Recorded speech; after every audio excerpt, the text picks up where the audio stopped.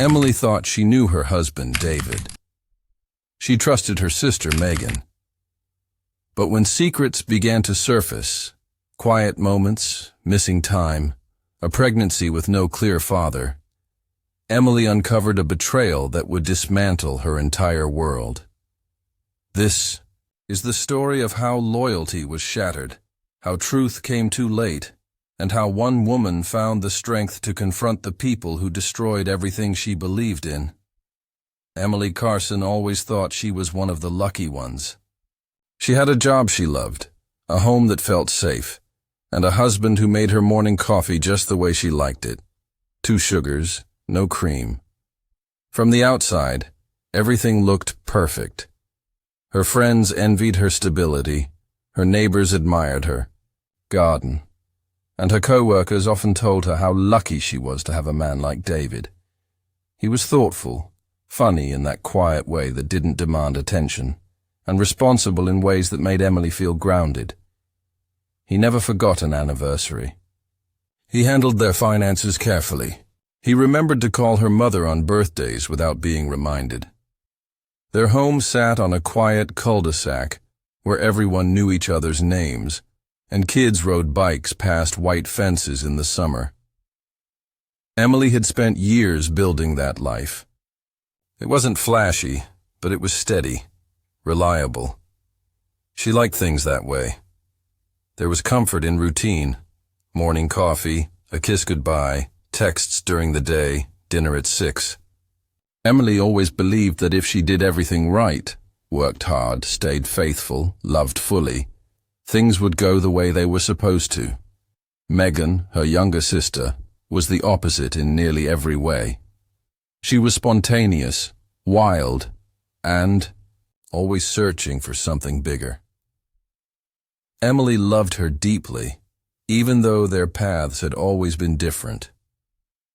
Megan had tried college, dropped out, worked at a bar, moved in with a boyfriend, then out again. It seemed like she never settled anywhere for long, but no matter what happened, Emily was there. When Megan called late one night crying after her latest breakup, Emily didn't hesitate. She offered her the guest room. She told David, "It's just until she gets back on her feet." He had nodded and said, "Of course, she's family." At first it was almost nice having her there. Megan brought energy to the house. She'd cook strange new recipes, bring home plants she barely knew how to care for, and blast music while cleaning.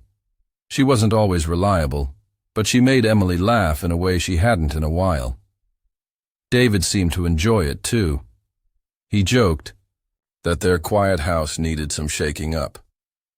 Emily never noticed the way Megan looked at him, not at first. She chalked it up to Megan being Megan, bold, playful, always trying to make people smile. Months passed, and Megan stayed. She didn't talk about finding her own place. Emily didn't push.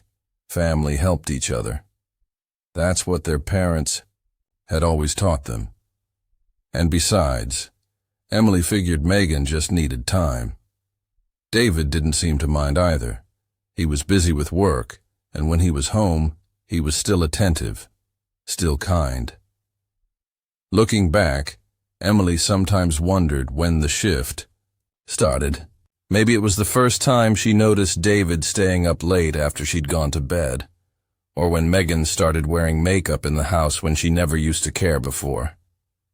But in those moments, suspicion didn't take root. She dismissed her thoughts quickly. It felt wrong to question them. These were the 2 people she trusted most in the world. The days blended together in the way they often do when nothing seems obviously wrong. Work, errands, dinner, Netflix. Megan got quieter, but Emily chalked it up to stress. David got more distracted, but he said it was a big project at the office. Emily didn't press. She trusted. Trust, she would later realize, was the trap. 1. Saturday morning, Emily was outside tending to the hydrangeas when she glanced up and saw Megan and David through the kitchen window. They were laughing at something. Megan had her hand on his arm. It was a simple moment, easy to overlook. But something about the way David looked at Megan made Emily pause. It wasn't dramatic. It wasn't obvious. But it was different. She told herself she was being paranoid. Still, once a seed of doubt is planted, it starts to grow. Emily began noticing other things. How Megan would leave the room when she entered. How David's phone was always face down. How they never seemed to speak to each other when she was around, yet always seemed to know where the other had been. She told herself it was nothing, that they were both under stress, that she was just tired. It wasn't until months later, when everything came crashing down, that Emily would remember those early signs, the ones she had chosen not to see, the moments that seemed harmless until they were part of something much larger. Back then, Emily still believed in the strength of her marriage, still believed her home was safe, still believed her sister was just lost, not dangerous. But the truth was already in motion. It was hiding in late-night conversations she never heard, glances exchanged when she wasn't looking, and secrets whispered behind closed doors. Emily had no idea her life was about to explode. No clue that what seemed like a stable, loving home was built on betrayal, and by the time she found out, it would be too late. The weeks rolled on, but something about the house felt off. Emily couldn't explain it clearly. Nothing loud or dramatic had changed, but a quiet shift had taken place. The warmth in the air had cooled. Conversations felt shorter, glances quicker, and the once familiar rhythm of her home now stumbled in awkward silences and forced smiles. Megan had always been unpredictable, but lately her behavior went from carefree to strangely secretive. She no longer spent long mornings chatting over coffee or filling the living room with music. Instead, she stayed in her room for hours, only emerging when necessary. She said she was applying for jobs online or trying to save money by eating less. Emily wanted to believe her, but even her tone had changed, calmer, more measured, like she was weighing every word before saying it. David noticed it too, but he didn't talk about it. In fact, he'd started talking less about everything. When Emily asked how work was going, he kept his answers vague. When she suggested they go out for dinner, he declined more often than not, citing exhaustion. His phone was constantly in his hand, and he became more protective of it, taking it with him to the bathroom, silencing notifications, and never leaving it unattended. Emily didn't want to be the kind of person who snooped, so she tried to ignore the red flags. But the feeling in her chest was getting harder to push away. One morning, Megan rushed past Emily in the hallway on her way to the bathroom. Moments later, Emily heard the sound of retching. She hesitated outside the door, worried. When Megan finally emerged, she looked pale and shaken. Emily reached out, concerned, but Megan brushed her off with a mumbled, "I think I ate something bad." She avoided eye contact and disappeared into her room. It happened again 2 days later, then again the next week. Emily offered to take her to the doctor. Megan declined. She said it wasn't necessary, that she just needed rest. But the illness continued, and so did the excuses. Emily's concern grew, not just for Megan's health, but for what it could mean. A cold knot began to form in her stomach, tightening every time she passed her sister in the hallway or caught a glimpse of her husband lingering near Megan's door. Still, Emily did nothing. She told herself that families go through rough patches, that stress and illness could make people behave differently, that she was imagining things. She forced herself to be patient, supportive, understanding. Then came the receipt. Emily had been cleaning out the bathroom cabinet, trying to organize old prescriptions and first aid supplies, when a folded piece of paper slipped out from behind a stack of bandages. She picked it up, unfolded it, and saw a pharmacy receipt printed with Megan's name. At first, it seemed ordinary, until she read the items listed: prenatal vitamins, pregnancy test, and folic acid supplements. The date on the receipt was almost 2 months old. Emily stood frozen in place, her hand gripping the paper as her heart pounded.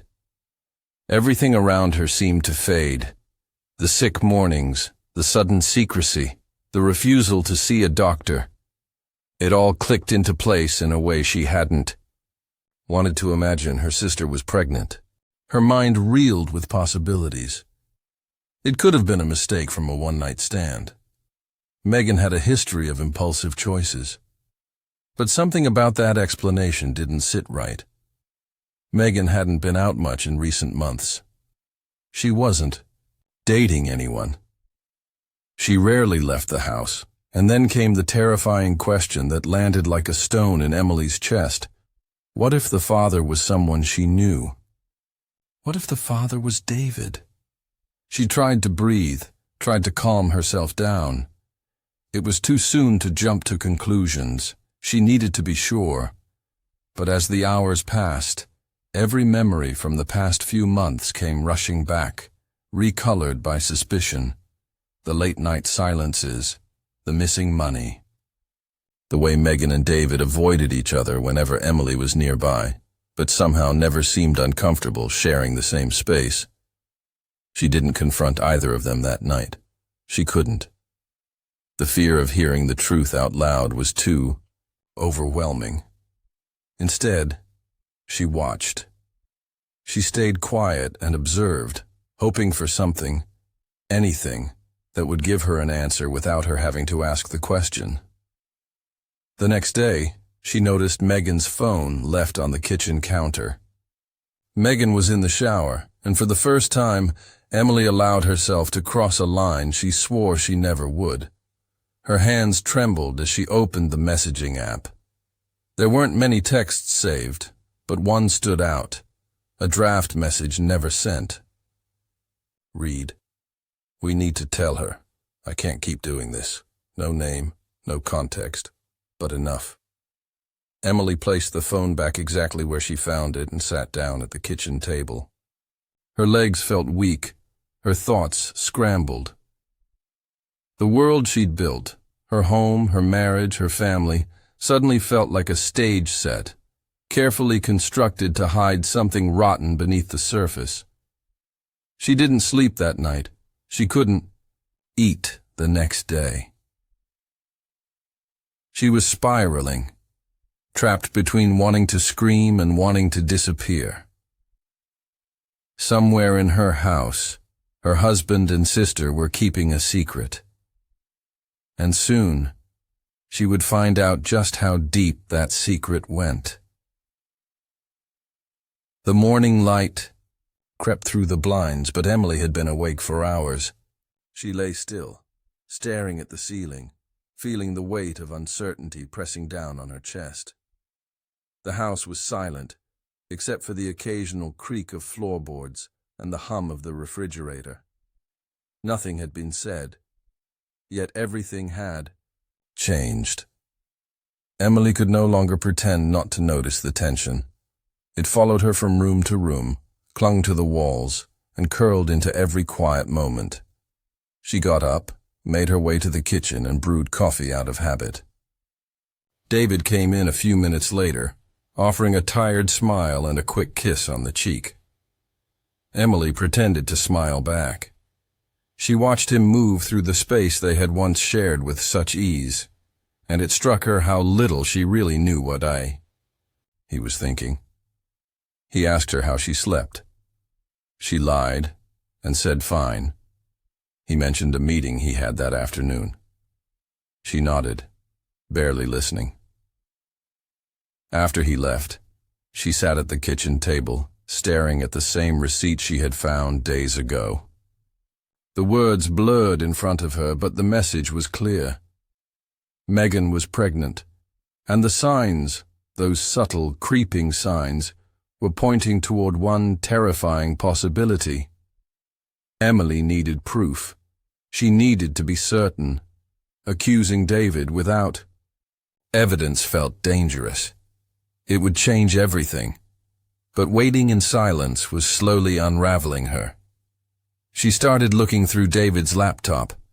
It was something she had never done before, but desperation has a way of breaking boundaries. The passwords hadn't changed. He never thought he had anything to hide. Most of what she found looked normal: emails from work, bills, online orders.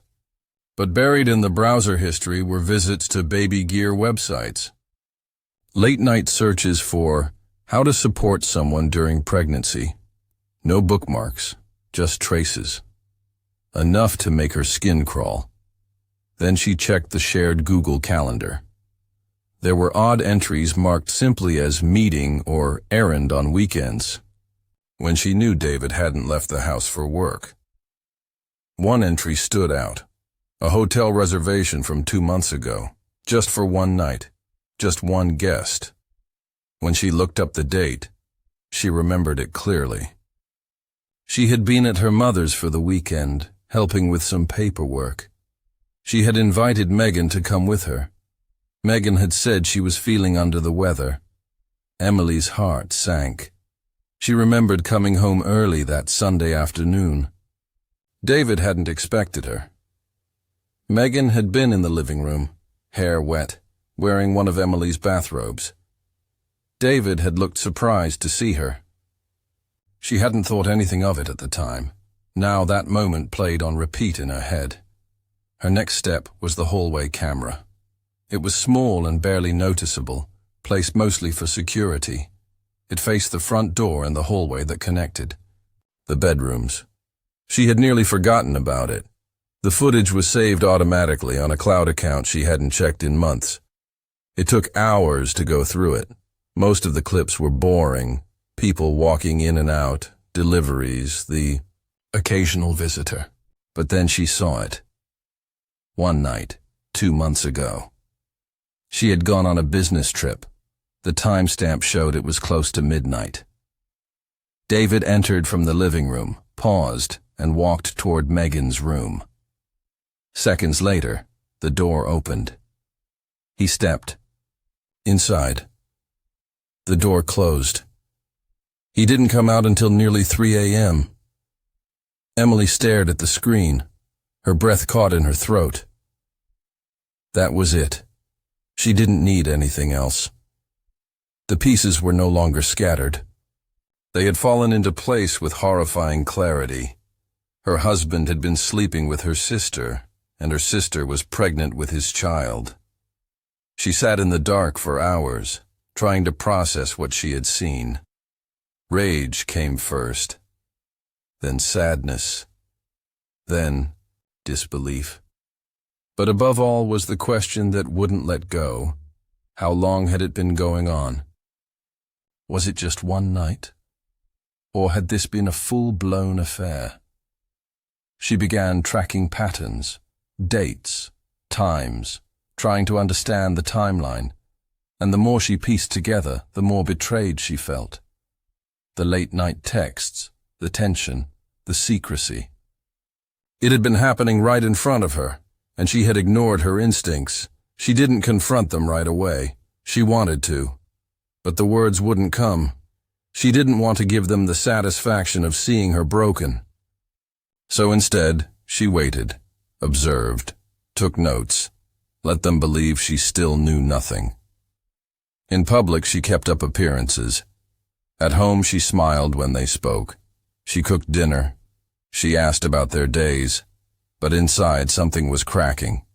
Every time she saw Megan rub her stomach absent-mindedly, Emily felt a rush of nausea. Every time David left the room when his phone buzzed, she had to stop herself from screaming. The two people she trusted most had been lying to her, together, under her own roof. The betrayal ran deeper than an affair. This was a complete erasure of trust, of family, of love. Emily knew she had to do something, but not yet. Not until she was ready to make sure they never saw it coming. Emily's days became a quiet game of control. She woke up, made breakfast, smiled through conversations, and went to work like nothing had changed. But inside, she was methodically unraveling every lie they'd spun around her. The betrayal had hollowed her out, but it also gave her clarity. She no longer felt confused. She felt focused. She started documenting everything. Passwords, receipts, calendar events, phone logs, each one a piece of a puzzle she had no intention of leaving incomplete. She knew that confronting them too soon would give them power. They would twist the truth, downplay it, make her feel irrational. That's what people like David and Megan did. They played innocent until cornered. Emily wouldn't give them the chance. Instead, she made copies of everything. She sent the evidence to a private email account. She backed it up again on a flash drive hidden beneath a loose floorboard in the laundry room. She wasn't just planning an escape. She was planning justice. In the evenings, she listened. Every footstep, every whisper, every door that clicked shut behind her became a clue. David and Megan had grown more careful lately, as if they sensed the walls tightening. They barely spoke in front of her. But Emily saw the way their eyes followed each other, the way David's hand hovered just a second too long when he handed Megan something, the way Megan flinched when Emily entered the room unexpectedly. Then came the appointment. Emily overheard Megan on the phone one afternoon while she was supposedly taking a nap. The door was cracked just enough.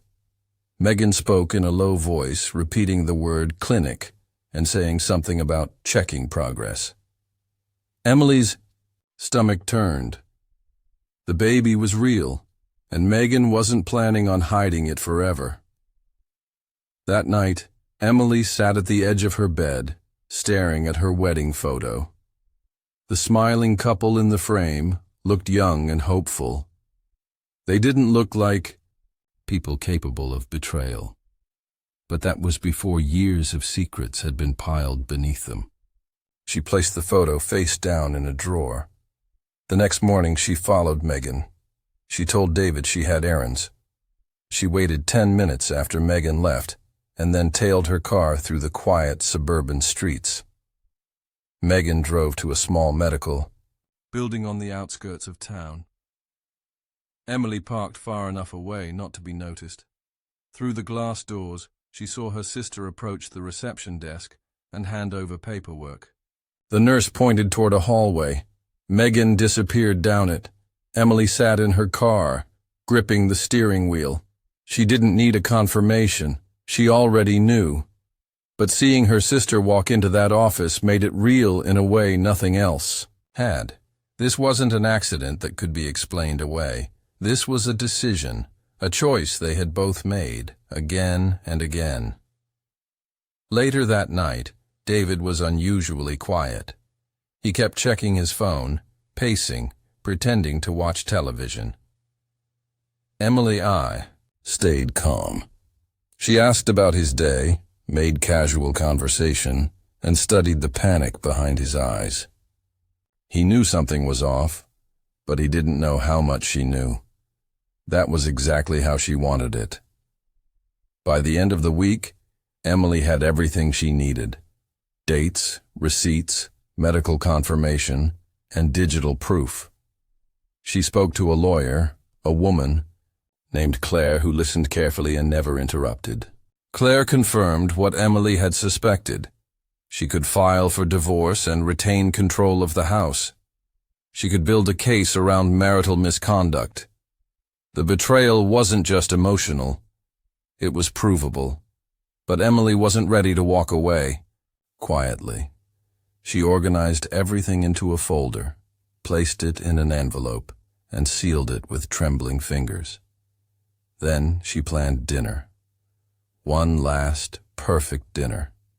She cleaned the house, cooked David's favorite meal, and even lit candles. She told Megan to join them, said she missed their old dinners. Megan hesitated but agreed. David looked uneasy, but he didn't argue. They ate in near silence. Emily smiled and chatted about ordinary things.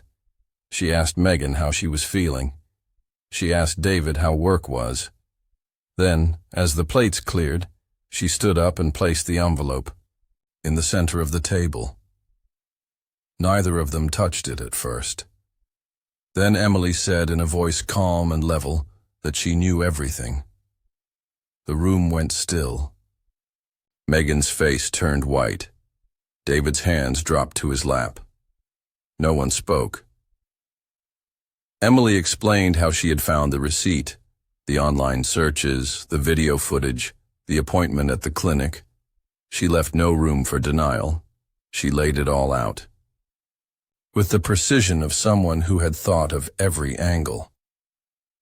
When she finished, she told them the envelope contained her terms. Divorce papers, a formal statement, copies of the evidence. She told David he had until the end of the week to leave the house. She told Megan she could choose whether to stay or go, but either way, Emily wanted no further part of her life. Then she stood up, walked to her room, and closed the door behind her. She didn't cry, not yet. She had done what she came to do. Now came the aftermath. The silence in the house after that night felt different, heavier, more final. Emily could feel it settling into the walls like dust. No one spoke the following morning. David left early, his footsteps hurried, his presence barely noticeable. Megan stayed locked in her room. Emily moved through the house like a ghost, methodical and detached, packing away pieces of her life one drawer at a time. By midweek, David had moved out. He didn't argue. He didn't plead. He simply took his things, quickly and without ceremony, and disappeared into the space Emily had once thought was permanent. The man she had trusted, planned a future with, and built a home alongside was now a stranger. A person she had to protect herself from. Emily felt relief, and grief, and anger. But mostly, she felt power in the stillness. She had taken control, and now, for the first time in weeks, she was the one making the decisions. Megan remained behind for 2 more days, wandering the house with guilt etched across her face, avoiding eye contact, speaking only when necessary. Emily watched her move from room to room, a shadow of the vibrant, impulsive sister she once knew. There were no more excuses left, no more lies to hide behind. Everything had been laid bare. On the 3rd morning, Megan came into the kitchen with a small suitcase in her hand. She didn't say goodbye. She didn't explain herself. She simply placed the house key on the counter and left. The door clicked shut behind her with a kind of finality Emily hadn't expected. Just like that, her sister was gone. The house was hers again, but it no longer felt like home. For days, Emily drifted between numbness and fury. The betrayal had cut deep, not just because of what they'd done, but because of how easily they'd done it. The secrecy, the carelessness, the complete disregard for the life they were shattering. It was all too much to accept. And yet, she had survived it. She hadn't broken. She had endured. Still, the questions haunted her. How long had they been in love, or if it was even love at all? Had it started with a moment of weakness, or had they planned it? Was the pregnancy a mistake, or something they had wanted? Emily would never get real answers, and that was perhaps the most bitter part of it all. She would never truly know what was said between them behind closed doors, what promises were made, what justifications they told themselves to make it feel okay. But in the absence of those answers, she made peace with one truth. Their choices had nothing to do with her worth. She began to rebuild. She changed the locks, repainted the bedroom, replaced the sheets, and donated the couch they used to share. Each change was small, but together they formed something new, a version of her life where their shadows couldn't reach her. She reached out to friends she had pushed away, went back to her favorite cafe, and even signed up for a pottery class, something she had always wanted to try. People asked what had happened. She told them only what they needed to know. She didn't seek pity or revenge. She didn't post cryptic messages or make dramatic announcements. She kept her dignity, her silence, and her strength. Weeks turned into months. The pain dulled, the shock faded, and the memories became less sharp. She would still think of David sometimes, especially when she passed the park where they used to walk or saw his favorite movie pop up on TV. But instead of sadness, she felt distance, like remembering a dream that no longer made sense. Megan drifted even further into the past. Her calls went unanswered. Her messages, when they came, were short and filled with apologies. Emily never responded. Then, one evening, Emily received a letter in the mail with no return address. The handwriting was familiar, Megan's. She stared at it for a long time before opening it. Inside was a single-page note. Megan wrote that the baby had been born. A girl. Healthy. She named her Ivy. She didn't ask for forgiveness. She didn't try to explain. She simply said she hoped someday Emily would be okay. That she had never meant to hurt her, even if everything she had done said otherwise. Emily folded the letter and placed it in a drawer. She didn't cry. Instead, she sat. In her newly arranged living room, the walls a calming shade of blue, her favorite record playing in the background. She looked around at the space she had reclaimed and realized something quietly powerful. She had made it through.